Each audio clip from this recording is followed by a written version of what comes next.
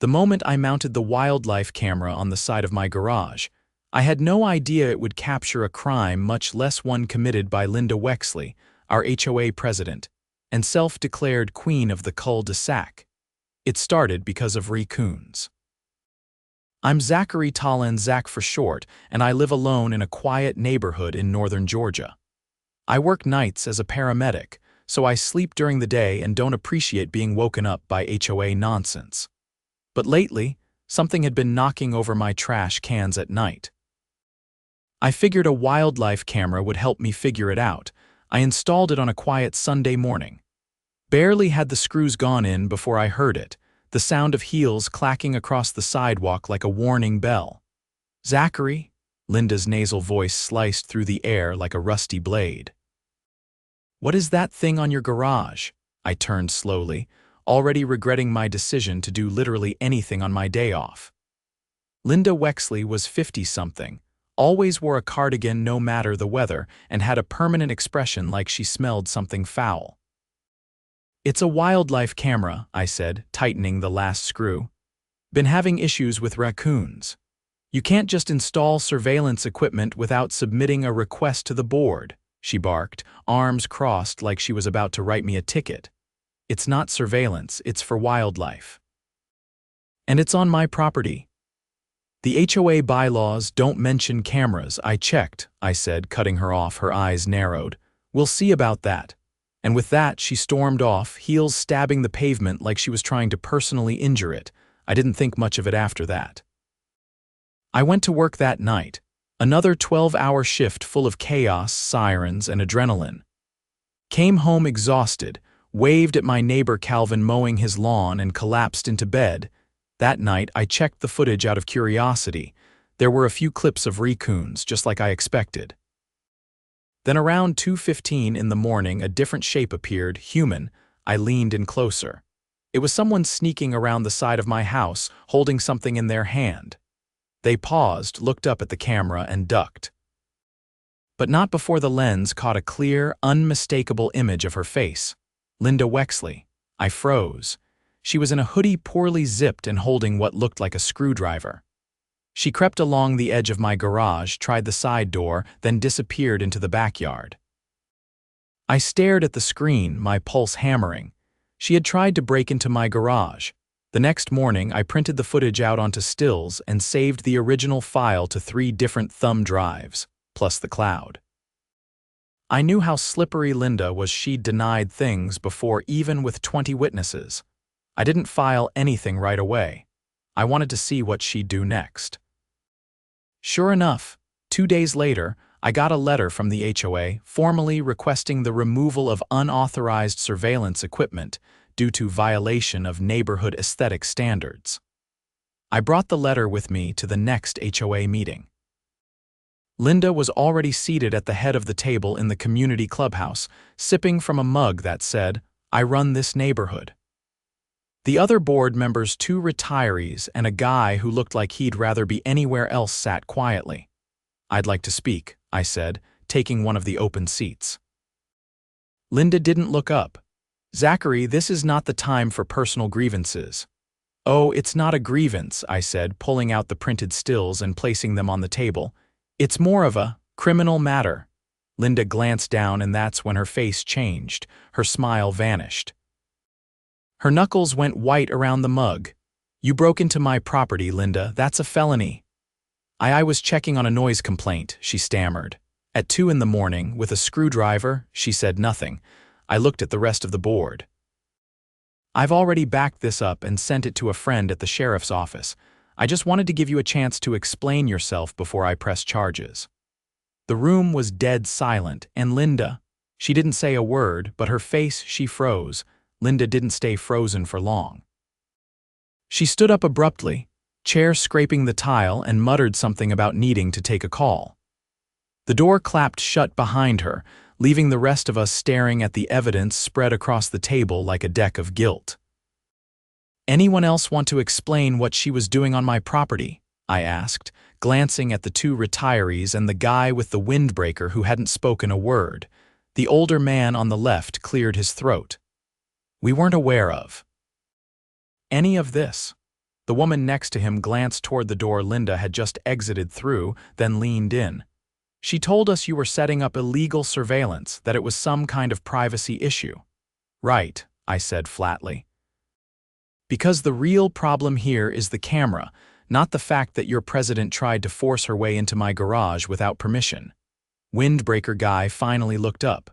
Do you have video of the whole thing? I pulled out a spare USB drive and slid it across the table. Full clip time-stamped. You'll see her try the door, then walk around back. She's carrying a tool.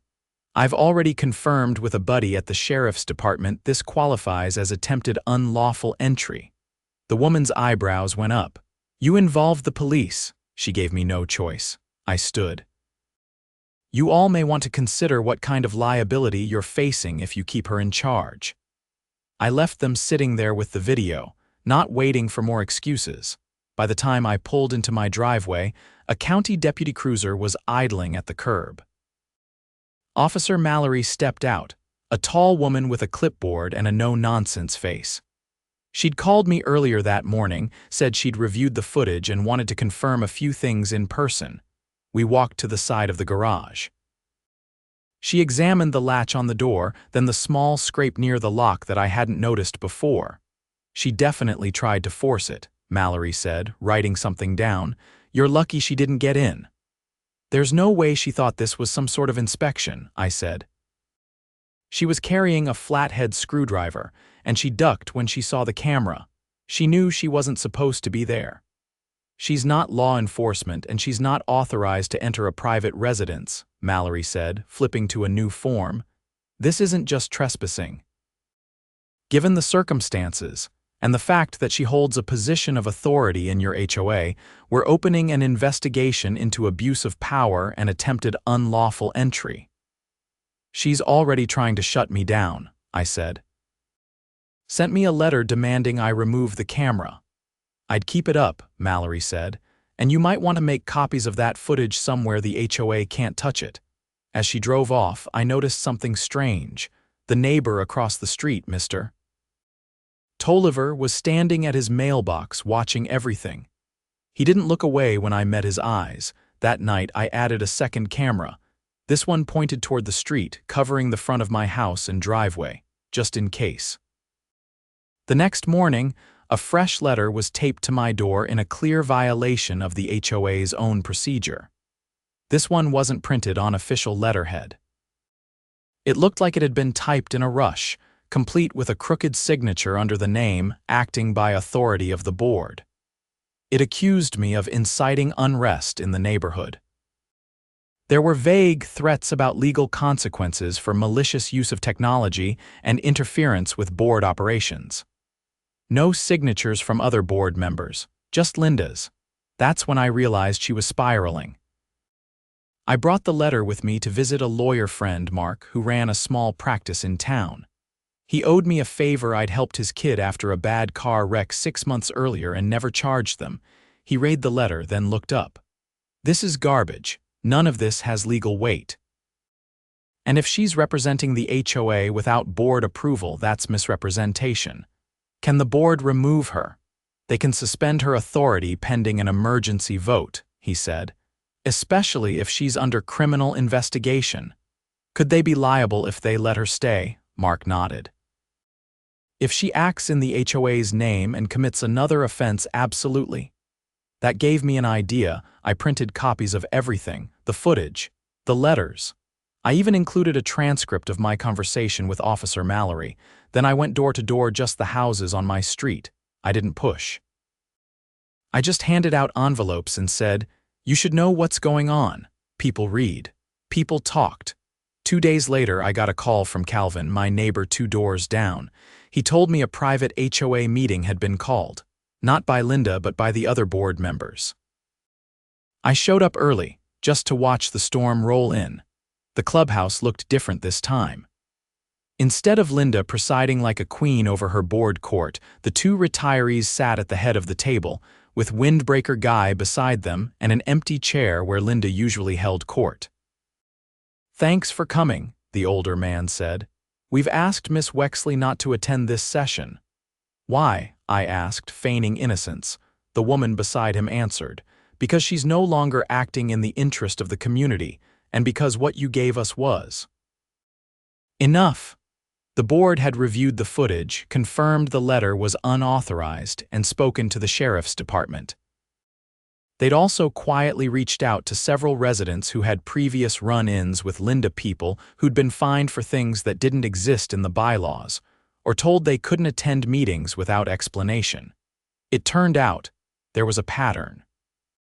She's been issuing citations without votes, Windbreaker Guy said. Telling people their fences were too high, their mulch was the wrong shade. None of it documented, no meeting minutes. She's been doing that for years, I said. You're just noticing now, the woman sighed. We trusted her to handle the administrative stuff. We didn't realize. You didn't want to realize. The older man looked at me with something like guilt. We're calling an emergency vote to suspend her authority. There'll be a recall election next month.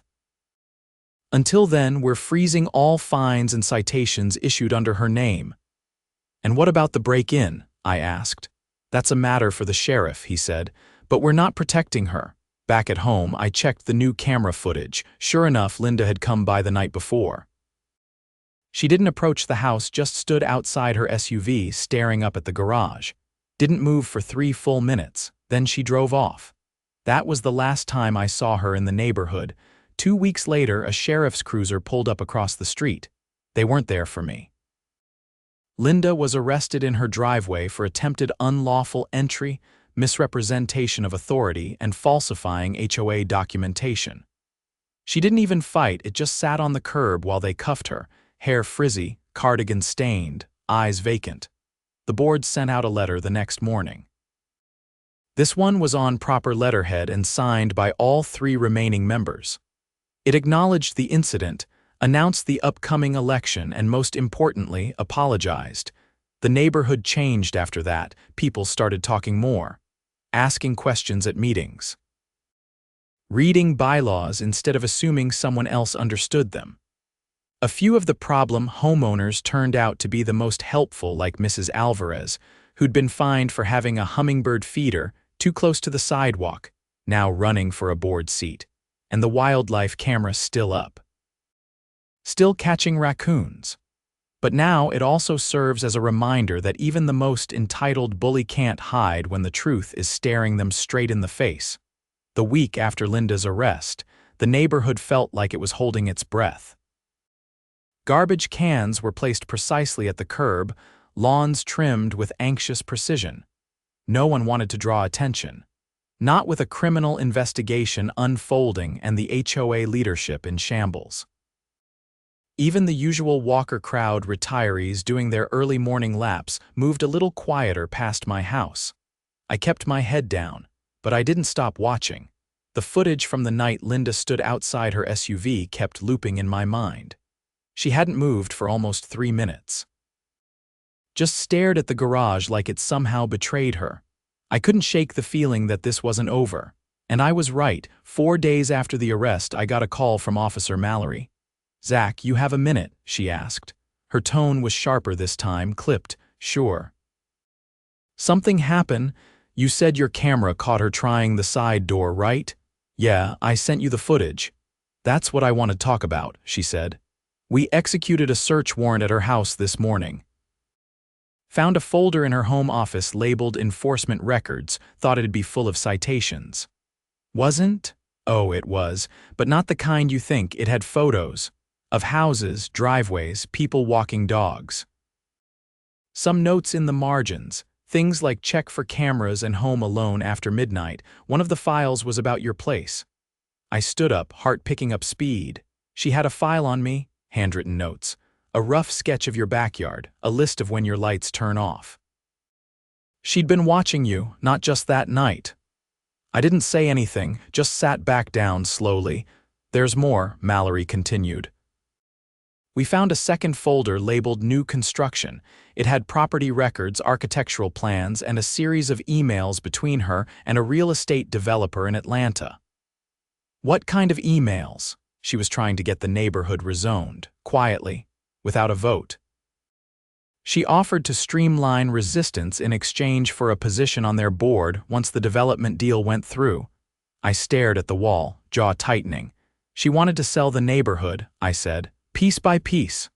That's what it looks like.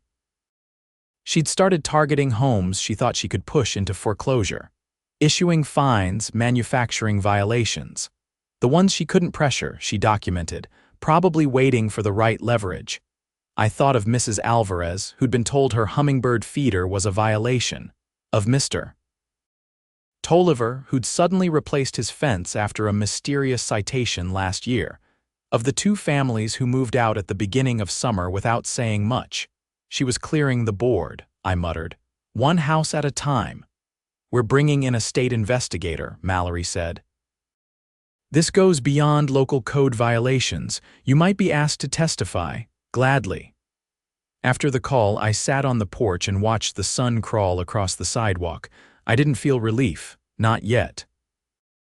Just a low, cold realization that we'd almost lost the entire neighborhood to one woman's quiet ambition. The next HOA meeting was scheduled for the following Saturday. It was supposed to be a routine update. The board had promised transparency, and flyers had gone out encouraging attendance. But when I arrived at the clubhouse, there was already a line outside. People weren't just curious. They were angry inside. The new interim president, Marcia, one of the retirees from the original board, stood behind the folding table, flanked by Calvin and two new temporary members. Windbreaker Guy, whose name I finally learned was Henry, now handled communications. Marcia tapped the microphone. Thank you all for coming. We have a lot to cover and we appreciate your patience. First, we want to address the investigation into Miss Wexley's actions. A murmur swept through the room. We've been contacted by the Georgia Department of Community Affairs, she continued. They've opened a formal inquiry into the HOA's previous enforcement practices. We've also turned over every document in our possession. If you received a citation in the last year, we're asking you to bring it to us. We're reviewing every one. Someone in the back raised their hand. What about the fines we already paid? Henry stepped forward. We've frozen the HOA's operating account. No funds will be spent until we've confirmed which penalties were legitimate. If we determine money was collected unjustly, we'll return it. Another hand shot up. How do we know this isn't just more of the same? Different faces, same power. We're proposing a full rewrite of the bylaws, Marcia said, and we want residents involved, not just board members. Every article, every clause, publicly reviewed. That got a nod from a few people. Even Tolliver, standing near the back with his arms folded, looked less tense. When the meeting ended, I stepped outside into the warm dusk and found Calvin leaning against the railing. Did you know about the rezoning stuff? I asked. He shook his head. Not until the investigator showed up at my place. Said I was listed in one of Linda's files. She thought I might be a problem. Too many questions about where the HOA fees were going.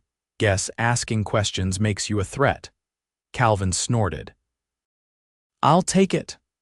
A few days later, I was subpoenaed to appear before a state housing committee. The hearing was quiet, behind closed doors, but comprehensive.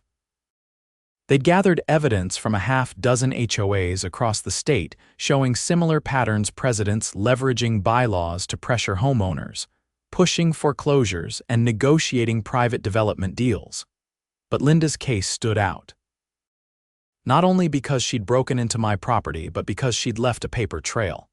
She'd written everything down, even used her HOA email to communicate with the developers. The committee chair, a sharp-eyed man in his 60s, turned to me during the hearing. Mr. Talan, why do you think she felt confident doing this? I didn't hesitate. Because no one was watching her. Most people work, raise kids, try to keep their lawns mowed. They don't have time to argue over mulch shades. That's how people like her slip through. No one expects the HOA to be dangerous. He nodded slowly and wrote something in his notes. The state eventually filed charges against Linda for fraud, conspiracy to commit property theft, and unlawful surveillance, a twist of irony, considering she'd tried to accuse me of exactly that. Her trial was scheduled for early spring, and until then, she was held without bond due to the scope of the investigation. Back in the neighborhood, things kept shifting. The temporary board held weekly meetings on the clubhouse lawn so everyone could attend without crowding. They invited residents to vote on aesthetic rules, relaxed several long-standing restrictions, and even offered amnesty for first-time violations. It wasn't perfect, but it felt real. By late fall, I'd taken the camera down. Not because I didn't need it, but because I didn't want to live looking over my shoulder anymore. The footage had done its job. And the camera. It now sat on a shelf in my garage, lens still clean, battery still charged. One night, I got a knock on the door. It was Marcia, holding a manila envelope. "I thought you should have this," she said. Inside were copies of the committee's findings, including full transcripts of the developer emails. Linda hadn't just tried to sell the neighborhood, she'd signed a preliminary agreement. If she hadn't been caught, bulldozers would have started arriving within 18 months. They wanted to build luxury townhomes, Marcia said it would elevate the market by pushing us out. She nodded. She called it a necessary transition. I stared at the papers, then back at her. "You're going to run for the permanent board," she hesitated.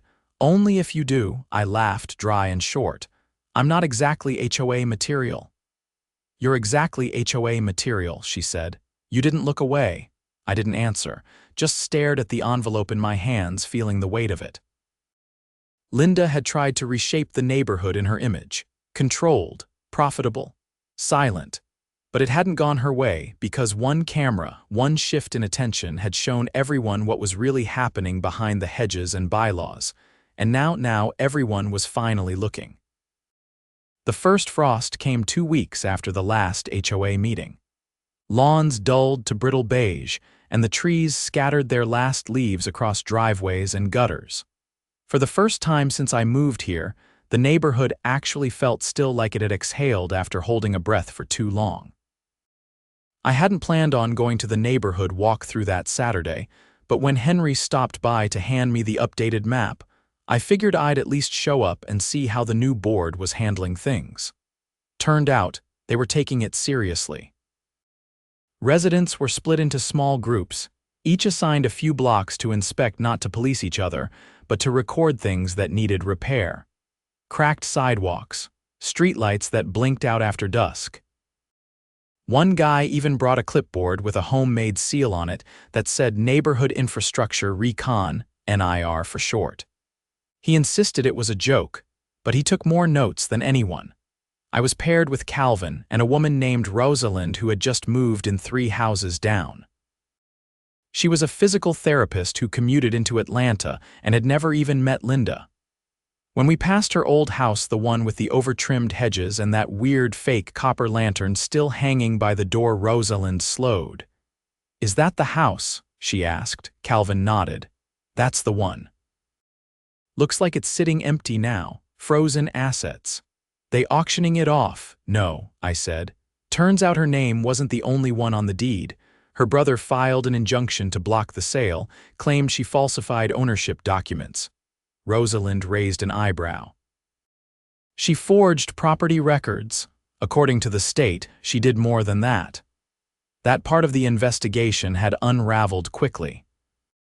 After the board turned over Linda's folders, a deeper audit uncovered that she'd created shell entities under HOA sounding names, things like Community Compliance Holdings and Neighborhood Elevation Group. She used them to quietly shuffle funds, reroute fine payments, and stage purchases of delinquent property that never actually changed hands. The state called it layered fraud. The district attorney called it an attempt to privatize a neighborhood without consent. That's when the federal investigators got involved. After the walk-through, I drove home and saw something taped to my front door.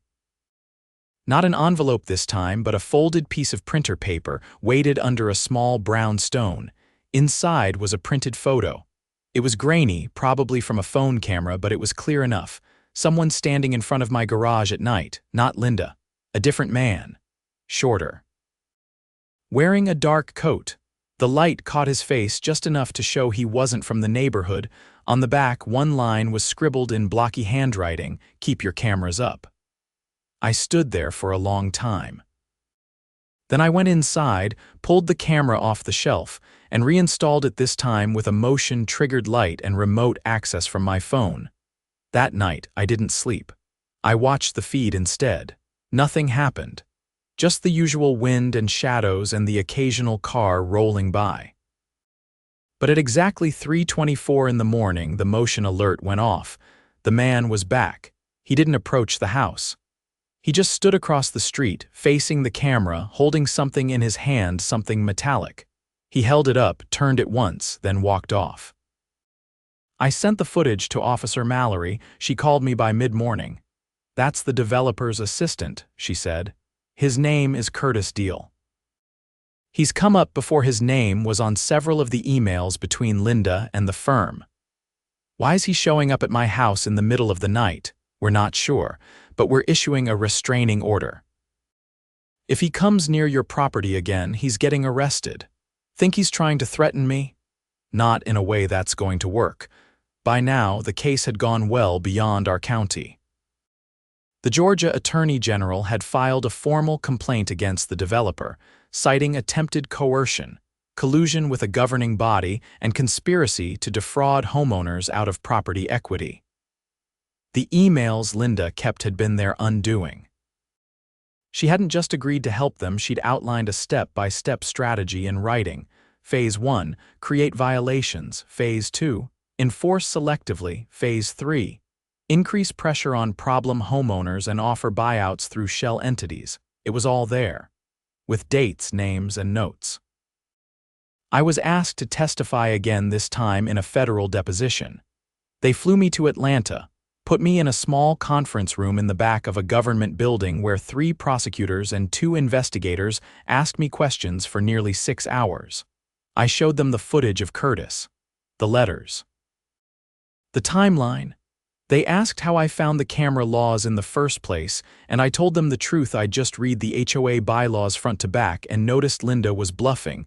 They asked why I installed the camera. "Raccoons," I said. They didn't laugh. They just wrote it down. Back home, the neighborhood had shifted again. People were no longer just attending meetings, they were organizing. Rosalind started a community newsletter. Calvin got a petition going to replace the crumbling playground. Marcia and Henry, who'd both agreed to stay on the board temporarily, set up a website where residents could vote on budget priorities. And the most surprising thing, people actually used it. The recall election came and went. Linda was officially removed from any role, and a new board was seated, one with term limits, public financial reports, and a rotating leadership model. No one person could hold too much sway. The bylaws had been rewritten, publicly posted, and simplified. No more vague language. No more technical loopholes. It wasn't perfect, but it was light years ahead of where we'd been. Curtis was arrested 3 weeks after his late-night visit, caught trying to delete digital files from a company server during a surprise audit. The developer he worked for was fined heavily and barred from operating in the state for 5 years. Linda, meanwhile, took a plea deal. 3 years in federal custody, plus restitution to every homeowner who'd been fined under her fraudulent citations. I got a check in the mail. It was small, just over $400, but it came with a letter from the Attorney General's office confirming closure of the case. The whole thing had started with a camera. A single clip. A few seconds of grainy black and white footage that showed someone doing something they knew they weren't supposed to. And it ended with a neighborhood that finally understood the power of paying attention. A week after the final court ruling, I came home to find a small package on my porch. No return address. Inside was a new wildlife camera, an upgraded model, waterproof with night vision and facial recognition. Beneath it, a handwritten note on lined notebook paper. "Thanks for watching out for all of us. Thought you might appreciate the tech." There was no signature. I mounted the new camera that night, not because I expected anything, but because I knew now how quickly silence can turn into control if no one's watching. And this time, I wasn't the only one watching.